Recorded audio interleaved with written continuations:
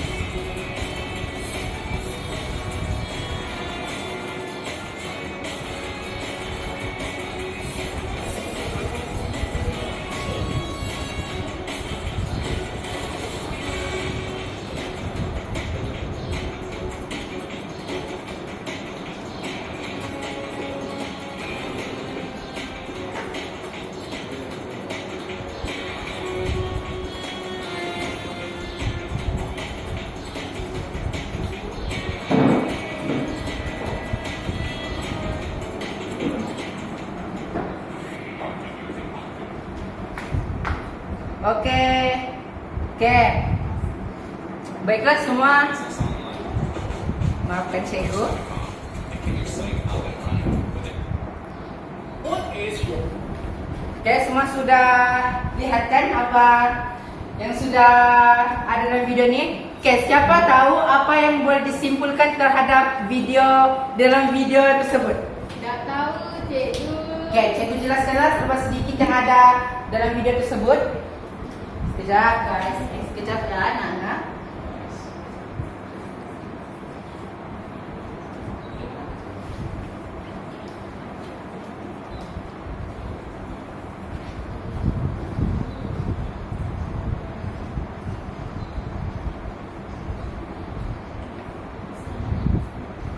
Okey.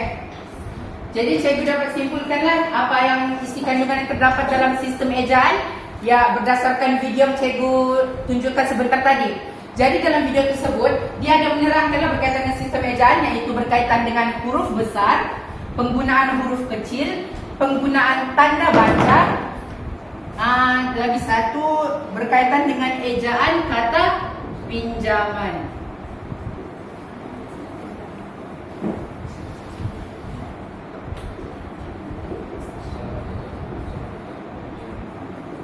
Jadi dalam pembelajaran kita pada hari ini, cikgu akan terangkanlah satu-satu berkenaan dengan sistem ejaan ini. Okey cikgu. Berkaitan dengan sistem ejaan ini. Okey, pertama sekali ialah berkaitan dengan huruf besar. Siapa sini tahu berkaitan huruf besar? Saya. Apa? Berkaitan huruf Okey. Huruf awalnya huruf besar, cikgu. Ya. Bagus Muzaffar. Siapa ajar kamu semua? Bapak saya. Okey. Cikgu akan bagi satu contoh ayat lah yang boleh cikgu ajar berkaitan huruf besar ni. Contohlah.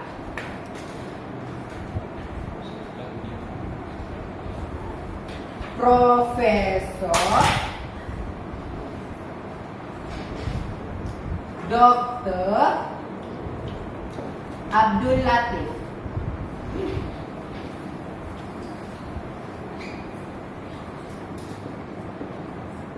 Jadi apa yang kita boleh lihat di sini? Apa yang kita boleh kaitkan dengan pembelajaran kita yang pertama ni? Penggunaan kata nama khas. Betul Izaki. Di sini kita menggunakan huruf besar di depan di depan setiap nama ni. Profesor Dr. Abdul Latif kita menggunakan huruf besar.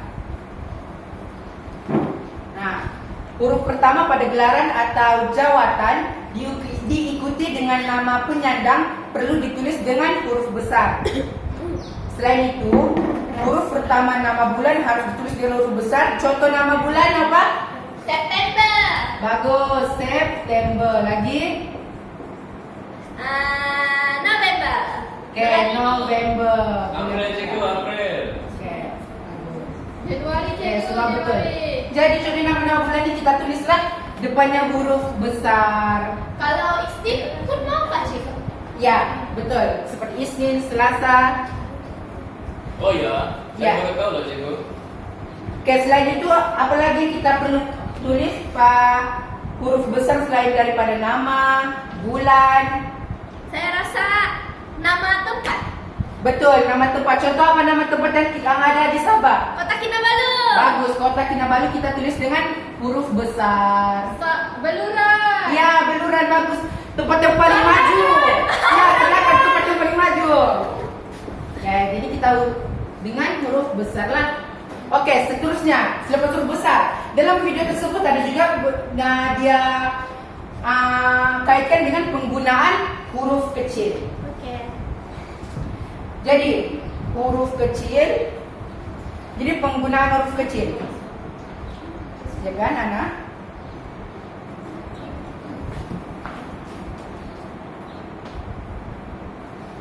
Contoh, cikgu akan memberikan contoh ayat. Di mana contoh? Barangan elektrik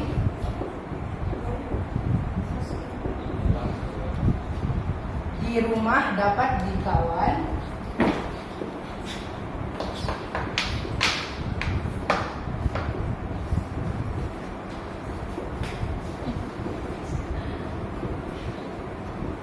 melalui telefon bimbit.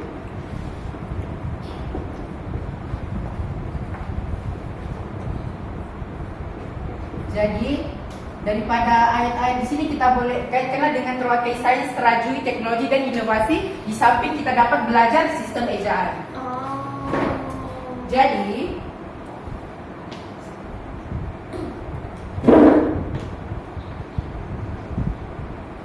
berkaitan dengan penggunaan huruf kecil, perkataan telefon bimbit di sini merupakan kata nama am dan mesti ditulis dengan huruf Kecil. pandai, ditulis dengan huruf kecil. Telefon bimbit merupakan kata nama am dan perlu ditulis dengan menggunakan huruf kecil.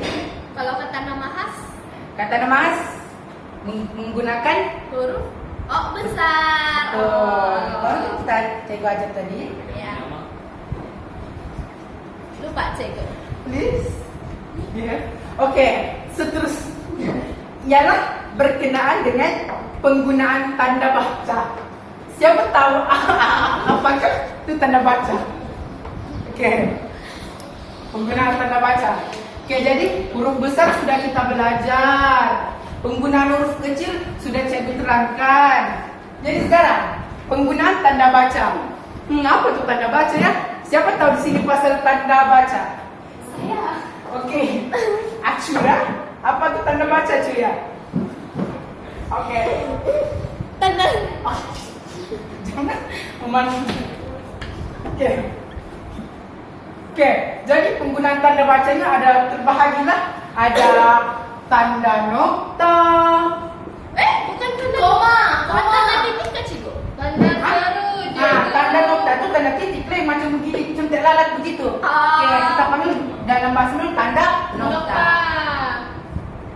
Paham? Tanda seru. Andai, pandai. Oke, tanda nokta dia begini macam tai lalat. Macam mana tai lalat? Ada. Oke, seterusnya ada tanda koma. Cikgu. Bagus.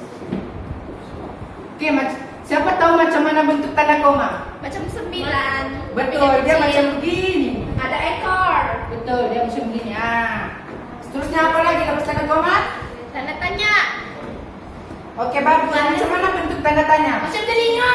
Ya, macam lihat gajah. Bagus. Tanda tanya.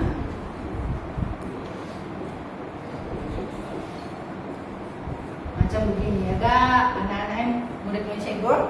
Okey, cikgu. Oke. Selepas itu cikgu akan menerangkanlah satu persatu apakah tanda-tanda penggunaan tanda baca ini. Okey. Ada lagi. Tanda seru. Tanda seru. Masih huruf A itu diterbalikan, cikgu. Benar. Pandai anak-anak murid cikgu. Tanda seru bentuknya seperti air yang terbalik. Ada Oke, lagi. selain itu apa lagi? Tanda yang garis begitu. Apa namanya tuh, cikgu? Pembuka. Bukan. Tanda sempang. Oh. Tanda sempang yang macam mana bentuknya? Tolak. Ya, Benar. tolak. Tolak. Yang bentuk begini. Oh. Oke, ada lagi? Mana tandanya? Oke. Jadi saya akan terangkan satu persatu lah. Apakah tanda nokta, tanda koma, tanda tanya, tanda seru, tanda sempang. Semuanya termasuk dalam Tanda baca. penggunaan tanda baca pandai. Jadi tanda nokta. Contoh ayat lagi yang kita boleh guna dalam nokta ini, contohnya ayat penyata. Contohnya yang ada dalam video yang cikgu tunjukkan sebentar tadi ialah kejayaan negara dalam bidang bioteknologi amat membanggakan. Jadi itu ayat penyata, kita boleh letak tanda nokta lah. Dia hanya sebagai ayat penyata. Seterusnya tanda koma. Apa tanda koma? Jadi contoh ayat yang boleh kita letakkan tanda koma ialah jika sampel darah yang sama diuji dengan kaedah ELISA, tempo yang diperlukan untuk mengenal pasti virus mengambil masa sehingga seminggu. Jadi ada intonasi yang dimana ada koma tersebut. Contohnya, jika sampel darah sama diuji dengan kaedah ELISA, tempo yang diperlukan untuk mengenal pasti virus mengambil masa sehingga seminggu. Jadi tanda koma ini berpengaruh dalam sebuah ayat. Oke, seterusnya tanda tanya. Siapa tahu si tanda tanya? Oke, jadi cikgu kasih contoh lah apa ayat yang berkenaan dengan tanda tanya. Di manakah anak-anak itu? Jadi tanda tanya ini setiap lepas pertanyaan itu ada tanda Tanya. gini. Tanda tanya. Di manakah anak-anak itu? Gitu. Oke, seterusnya berkaitan dengan tanda seru. Oke, contoh ayatnya. Hai teleskop, kamu sedang buat apa pada malam-malam begini? Jadi contoh, hai teleskop. Tanda baca yang digunakan ialah tanda seru. Seterusnya ialah berkaitan dengan tanda sempang. Oke, dia macam kata ganda lah. Kata sempang, contoh ayatnya. Pada malam-malam begini, kamu dapat menikmati panorama indah di angkasa raya. Jadi, siapa boleh contoh lagi penggunaan ayat perkataan yang boleh gunakan kata sempang? Tanda sempang. Contoh ayat. Saya. Siapa apa? Ada seekor rama-rama yang cantik. Bagus. Jadi rama-rama tu kita menggunakan kata tanda sempang. Oke. Jadi penggunaan huruf kecil sudah, penggunaan tanda baca. Seterusnya ejaan kata pinjaman. Apa maksudnya tuh sih? Oke, ejaan kata pinjaman nih. Pinjaman lah kita pinjam daripada bahasa, tapi kita pinjam daripada bahasa English. Oke, siapa pandai berbahasa Inggris di sini? Saya. Pandai, oke. Oke, contohnya bahasa Inggris lah yang kita pinjam daripada bahasa Melayu, pinjam daripada bahasa Inggris. Contohnya ialah teknologi. Itu berkaitan tema kita pada hari ini lah.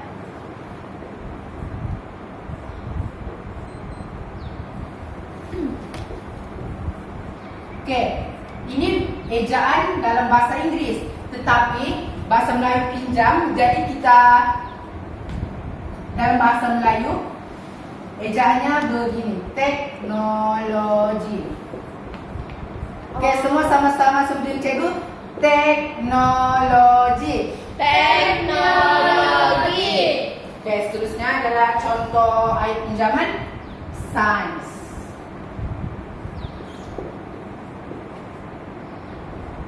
Oke, dalam bahasa Melayu sains. Sama-sama sains. Sains. Oke, contoh ayat lain berdasarkan video yang cikgu bagi tunjuk kamu tadi, bioteknologi. Jadi kamu boleh tengok balik lah apa yang cikgu kasih tunjuk. Bioteknologi. Ini bahasa Melayu. Dalam bahasa Inggrisnya